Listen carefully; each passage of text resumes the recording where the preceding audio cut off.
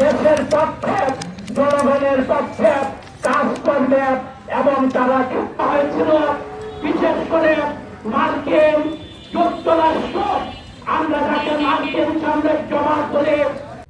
মার্কিন যুক্তরাষ্ট্রের সাথে সম্পাদিত জাতীয় স্বার্থ বিরোধী বাণিজ্য চুক্তি বাতিল।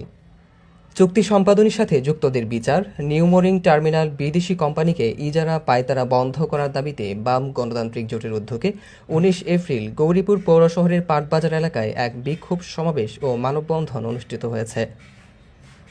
সমাবেশে অন্তর্বর্তীকালীন ইউনূস আমলে মার্কিন সাম্রাজ্যবাদীর সাথে সম্পাদিত বৈষম্যমূলক ও জাতীয় স্বার্থবিরোধী রিসিপ্রোকাল ট্রেড এগ্রিমেন্ট বাতিলের দাবি জানানো হয়েছে। কৃষকের উৎপাদিত ফসলের ন্যায্য মূল্য এবং তেল নিয়ে অরাজকতা বন্ধ করতেও সমাবেশ থেকে আহ্বান করা হয়। মানববন্ধনে সভাপতিত্ব করেন Bangladesh Communist Party CPB Gouripur উপজেলা শাখার সভাপতি মুজিবুর রহমান ফকির, সঞ্চালনা করেন সাধারণ সম্পাদক হারুন আলবারী।